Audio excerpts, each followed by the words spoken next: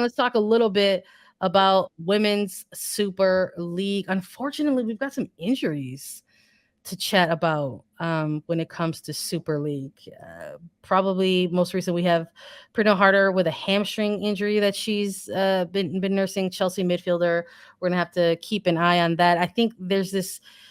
We've been talking about it a lot, Lisa. There's a window of time right now Mhm. that's still lengthy, but still very short. It's 8 months out to the World Cup. And there are players who, we're going to keep an eye on. And when injury news is coming down the pipeline, depending on the severity of that injury, kind of hold your breath a little bit. So I think with a nagging injury like a hamstring, those are always so tricky because they can kind of be really tight or be really great. You're right, in the following week. So that's something that we'll have to keep about. But hamstring injury is maybe different from an ACL injury, and we got news of a pretty big ACL injury fairly recently as well. Yeah, super honestly sad. I'm going to say sad. Beth Mead, Arsenal forward, English international forward. She was the runner up in the Ballon d'Or in 2022. She has torn her ACL. And Sandra, when you talk about the window of opportunity here before the World Cup, it's this is a player that not just England, but I think the world is looking at in Beth Mead, because the fact that she tore her ACL, right, you have to determine when she can get surgery, when she can get back, and look at that timeline. And with 8 months to the World Cup, it's a really tight window. The question of if Beth Mead will be able to play for England in the World Cup is a huge question mark right now. It's devastating to see this from a player. When you look at Arsenal, their entire roster now is depleted due to injuries, and it's affecting them a bit, right, Yeah. in their play and what they're able to do. But this was just honestly the cherry on top of all of those injuries with Beth Mead. I feel just gutted for her because it's so rough. It's devastating. I want no one to ever tear their ACL, especially a player like this. It's coming off of a great summer with England.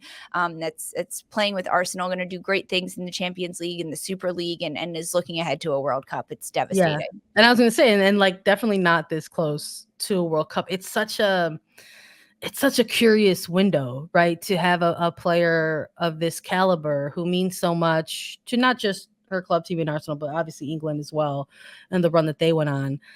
But the type of injury that it is with an ACL and the window of 8 months in front of you, it's such a curious time because it's like there's such a big question mark around it. It's like, will she or won't she kind of thing. And I think for now, you know, has about as best of a perspective on it as she Mhm. can, just saying like, hey, that she's thankful for all of the best wishes and she is gonna focus on her rehab for this ACL. And I think if you're a pro athlete and if there's a chance, you're gonna try to take that Yeah. chance.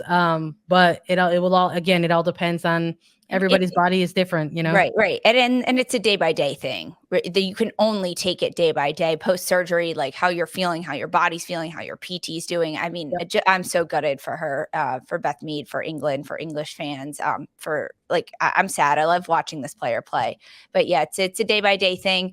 I'm not saying anything yet. We'll see in 5 months, 6 months where she's at in her recovery. Absolutely. It's Arsenal has dropped a game, in light of sort of all the different things that have been happening, with their roster.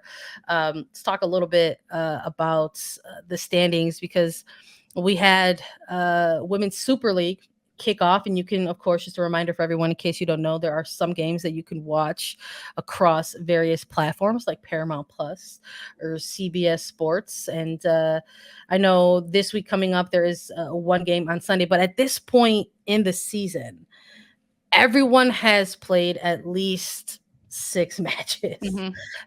It's a little up and down. Some have played 8, some have played 7, but there have been at least 6 matches played. Tottenham, one of these team, the only team I believe right now with only 6 games in their season to date. But part of that is due to the fact that they were supposed to have a game against Everton and it got postponed. Yeah, that was a couple weeks ago, that game postponed for Tottenham. But otherwise, like looking across the board in terms of standing wise, like Chelsea's still at the top. They've only they've been undefeated since that opening match loss. So they're 7-1 in the Super League. It's not at all surprising, right? We talked about this.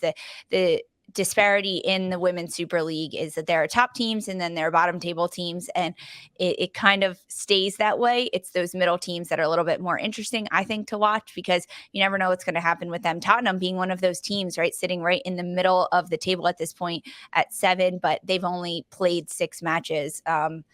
We touched on Arsenal a little bit with, of course, Beth Mead now being injured, but they're coming off their first loss of the season to Manchester United, and that was a high-scoring game. If soccer fans right now, the only domestic soccer league happening is the Women's Super League. Go watch it, because everyone's watching the World Cup, as you should be, but cheering for USA. Let's go. But if you're looking for other games to watch, you should be watching the Super League, because it's on right now. We've had 3 incredible weeks during this World Cup run of football to watch.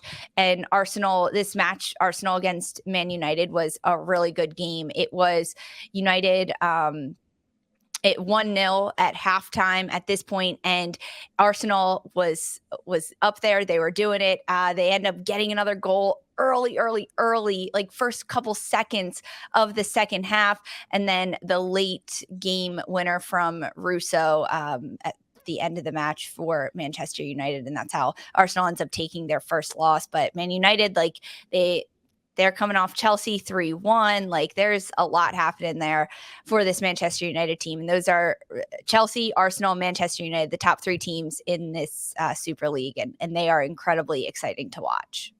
I like that it's still sort of that, still kind of that like early phase of the season. It's a long season, y'all. Like, this is it's gonna run through 2023. But I like that there's still these early phases where there is some level of unpredictability within some of these games. And just to sort of rattle off the standings so folks sort of know who is landing where. Yes, it is Chelsea on top of the standings at number 1, Arsenal in second place, Manchester United in third, and Manchester City in fourth place. In fifth place is Aston Villa, 6 West Ham, 7 Tottenham, 8 is Everton, 9 is Brighton and Hove Albion, and we've got number 10 with Liverpool, 11 Reading, and 12 is Leicester City. So it's funny when you look at these standings and you also take a look at their records as well, because you see the wave of green sort of transform to the wave of red in terms of wins and losses. But like I said, it's still sort of that early phase, early stretches of the season. Maybe there will be a team, like in Aston Villa, that can go on a run. They have sort of turned the tide a little bit, sort of after having kind of a 3-game skid, kind of find themselves now on a 2-game streak. So it's something to keep an eye on. I think once you kind of start, when you approach those like double digit kind of games, I'm going to be curious to see where some of these teams are at once they've kind of hit maybe 12 matches, versus 6 for some of them moving on. But I'm also taking a look at who's kind of impressive in the stats category. Listen, I love CONCACAF supremacy. I'm here for it. We got to shout out Khadija Bunny Shaw with 8 goals with Manchester United so far. I want to continue to see all of that goal scoring supremacy for her. Hope that she can maintain that for Man City, and they continue to make a run.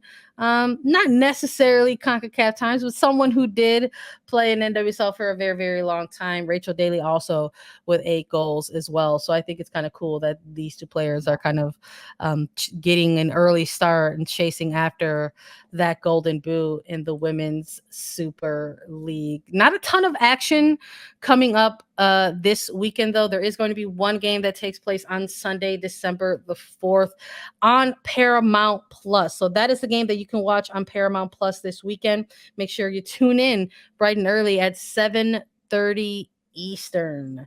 So get your favorite morning brew and turn on Paramount Plus and take a look at Ready for Tottenham. Listen, Tottenham has had some time off. You want to make a pick in this one, Lisa? Yeah, I like this match. Honestly, I said it a little bit earlier when we started talking about that. This and the Super League, the middle of the table is incredibly fun to watch. Yeah, an Arsenal Man United game is going to be entertaining and exciting, but watch these middle of the table games like this one for Tottenham versus Reading. Reading on a bit of a skid. They did get their one and only win about 4 matches ago, but since then, 2 losses and a tie. They're struggling at this point. Tottenham, they've been pretty hot and cold this year, and they've played the least amount of games in the Super League up until this point. We talked about it. Only 6 matches played, and they're coming off of a loss. I think they're going to get back in the win column against Reading, take their 3-3 record of 500 and up that a little bit. So they go 4 wins, 3 losses. But yeah, I have Hotspurs in this one. Sandra, what about you? I'm with you. I think it'll be a fun and eventful game, though. I think, Reading is one of those kind of sleeper teams that can kind of surprise you. We saw that they can score some goals. There was only one game that took place on November the 24th, and it was a 3-3 shootout with Reading versus Liverpool. So we'll see if they can kind of keep up that type of production against Tottenham. I don't know if they will. I think Tottenham has a little bit of a better defensive shape, and I'm gonna go with this with Spurs as well. So come on, you Spurs. Let's see if you can prove us right in our pick here. Make sure you tune in on Paramount Plus on December 4th for that one. To close things out, let's chat a little bit about Women's Champions League match day 3, Chelsea and Barcelona. 2 teams to advance. Best records 3-0 right now, but there are still 6 teams who are undefeated. Yeah, love to see that. Love to talk about that because undefeated teams, of course, Chelsea and Barcelona, they have best records in Champions League 3-0 at this point. And then Wolfsburg, Roma, Juventus, and Arsenal are also teams that are undefeated. Champions League has been also incredibly entertaining. We're now at week 3, right? So there's not much left to play. There's a lot on the lines for these teams. And the fact that Barcelona and Chelsea are still undefeated in this one is actually incredibly impressive, especially when you look at the last match Barcelona just played. It was at Camp Nou against Bayern Munich, and it was a dominant win for Barcelona, 3-0 over Bayern. So, I mean, this is fun. Like, I'm just loving watching this, the different styles of play that we're getting to see. Wolfsburg, they also just dropped their very first point of the year because they are 1 in their domestic league. They're number 1 in the Fräulein Bundesliga, but 8-0 in their domestic league. They're now unbeaten in 19 games still. They're coming off of a draw, Wolfsburg. They're still one of the undefeated teams. So this is another team that's keep your eye on, keep them circled, right? Like the Barcelona, the Chelsea, but I'm very intrigued to keep watching Wolfsburg, especially in the Champions League.